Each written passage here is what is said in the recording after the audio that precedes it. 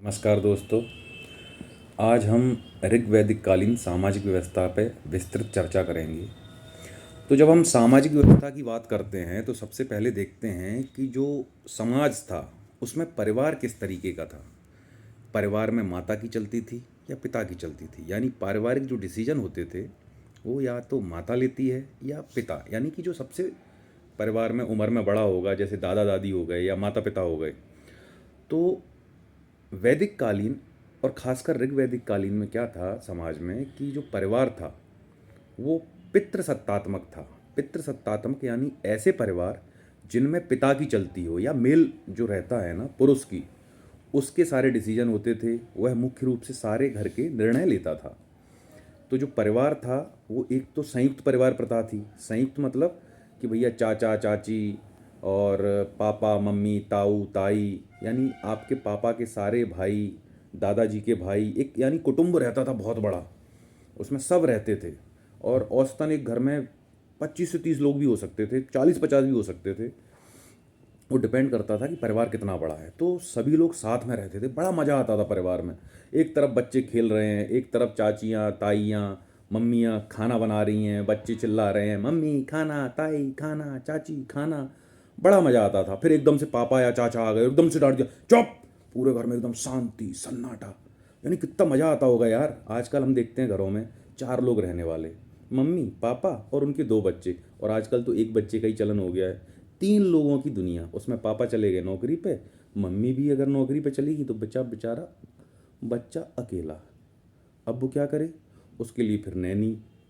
अब नैनी मतलब एक किराए की, कोई भी लड़का लड़की जो किराए से यहाँ, यानी उसको पैसे देते थे और वो बच्चों का लालन पालन करता है। तो अब सोचो उसमें संस्कार कैसे पढ़ेंगे। जो संस्कार संयुक्त परिवार में पढ़ सकते हैं वो संस्कार एकल परिवार में पढ़ ही नहीं सकते।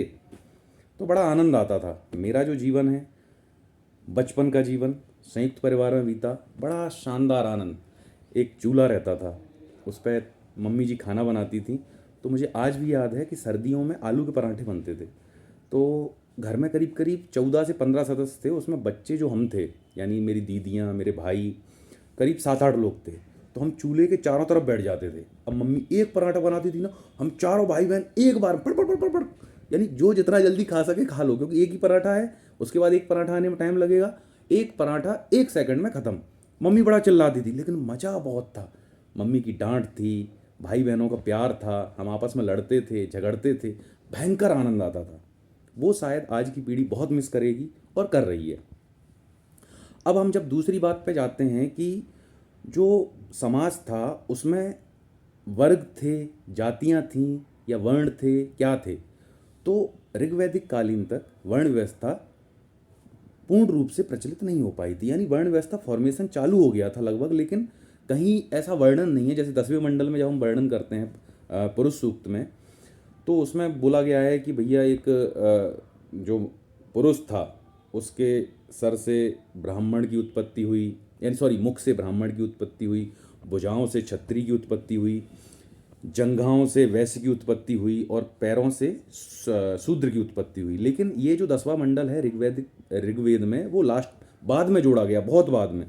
तो इतिहासकारों का मानना है कि जो ऋग्वैदिक कालीन सामाजिक व्यवस्था थी, यानी वर्ग जो विभाजन था, वो अभी पूर्ण रूप से हो नहीं पाया था।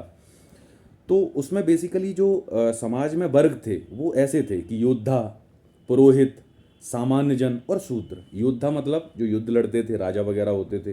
पुरोहित मतलब जो धार्मिक कर्मकांड करवाते थे, यज्ञ वगैरह करवाते थे, पूजा पद्धति संपन्न करवाते थे, बच्चों को पढ़ाते थे, यानी शिक्षा देते थे। उसके बाद आता है सामान्य जन। सामान्य जन में जो सामान्य जनता थी वो आती थी। और शूद्रों में बेसिकली देखा जाए तो वे लोग थे जो पूरे समाज के लोगों की सेवा करते थे। पर वर्ण व्यवस्था पूर्ण रूप से विकसित नहीं हुई थी। अब हम देखते हैं तीसरा कि विवाह, कि विवाह कैसे होते थे उस टाइम पे। तो विवाह वहाँ पे एकल विवाह भी होता था, यानी एक आदमी एक शादी करेगा, या एक आदमी 2 शादी भी कर सकता है। और जो विवाह था उसकी पद्धतियाँ अभी विकसित हो रही थी। जैसे बाद में 8 वैवाहिक पद्धतियाँ बनी सनातन धर्म में या ब्राह्मण धर्म में या हिंदू धर्म में। जैसे प्रजापत्य विवाह, आर्ष विवाह, देव विवाह, उसके बाद अपना गंधर्व विवाह, आसुर विवाह, पिशाच विवाह, राक्षस विवाह, इस टाइप की करीब 8 विवाह की पद्धतियाँ बाद में बनी, लेकिन अभी तक जो पद्धतियाँ थी वो विकसित नहीं हुई थी। अब इसमें एक खास बात देखेंगे कि नियोग प्रथा पाई जाती थी। अब नियोग प्रथा क्या होती थी कि मान के चलो कि मैं एक लड़का हूँ या मैं एक पुरुष हूँ, जो मैं हूँ, और मेरी एक बीवी है। अब मान के चलो मेरी मृत्यु हो गई, तो मेरी बीवी मेरे भाई के साथ उसका गौना कर दिया जाता था। आज भी वो प्रथाएं प्रचलित हैं हमारे समाज में। तो वो जो मेरी वाइफ है, यानी जो विधवा है, उसको मेरे भाई के साथ या परिवार के किसी पुरुष के साथ वो एक साथ रहना चालू कर देते थे। वो आपस में जो पति पत्नी के दायित्व रहते थे वो निभाते थे और संतान उत्पत्ति करते थे। तो इसको बोलते थे नियोग प्रथा। उसके बाद हम देखेंगे कि खान पान कैसा था। तो खान पान में सीधी सी बात है, उस टाइम भी शाकाहार भी था, मांसाहार भी था। लोग चावल खाते थे, दाल खाते थे, अनाज खाते थे, साथ में पशुओं का जो मांस है वो भी खाते थे। तो ये प्राचीन काल से है। जैसे आज के उसमें ये चलता है कि हिंदू लोग मांस नहीं खाते या पर्टिकुलर कैटेगरी मांस नहीं खाती। ऐसा है कि ये जब से मानव की उत्पत्ति हुई है ना, तो सबसे पहला जो भोजन ही हमारा था ना, वो मांस था। हम पहले कच्चा मांस खाते थे, आग की खोज हुई तो हम पका मांस खाने लगे। फिर जैसे जैसे हमारे पास जो जंगली प्रजातियां थीं अन्न की, उनको हमने डोमेस्टिक बनाया, तो वैसे वैसे फिर हम धीरे धीरे अन्न की तरफ बढ़ते चले गए। यानी हमने अन्न खाना चालू कर दिया। जैसे चावल खाना चालू कर दिया, गेहूँ खाना चालू कर दिया, तिल का तेल निकालना चालू कर दिया। तो मांसाहार और शाकाहार दोनों बराबर रूप से प्रचलित थे।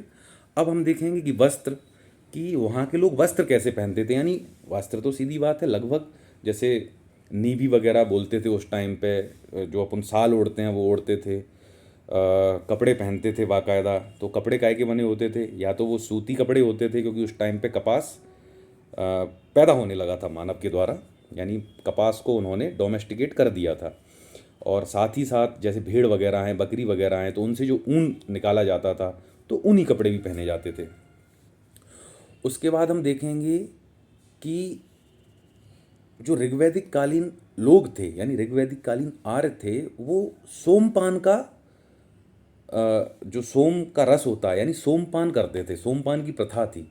सोम रस के बारे में एक विस्तृत वीडियो मैं बनाऊंगा आज या कल में ही, वो मैं जल्द ही अपलोड कर दूंगा। तो इस टॉपिक को हम अभी इसलिए छोड़ देते हैं कि सोम रस एक बहुत विस्तृत, क्योंकि ऋग्वेद के 9वें मंडल में उसका पूरा वर्णन किया गया है 120 सूक्त में। तो इसलिए मैं उसको विस्तृत वर्णन करके एक वीडियो डालूंगा, जो 1 या 2 दिन में आपके पास आ जाएगा। उसके बाद हम देखते हैं कि भैया आभूषण एक श्रृंगार की चीज़ है। तो जैसे महिलाएं आज हैं ना, जितना उनको आभूषण आज प्रिय है, जितना श्रृंगार उनको आज प्रिय है, उतना ही आभूषण और श्रृंगार महिलाओं को ऋग्वैदिक काल में भी प्रिय था। बस अंतर ये था कि उस टाइम पे जो रिसोर्स थे वो बहुत सीमित थे।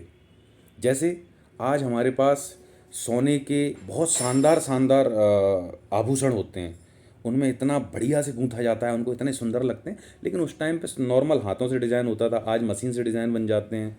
आज इतनी सारी क्रीम आ चुकी हैं, उस टाइम पे ये क्रीम वगैरह नहीं रही थी।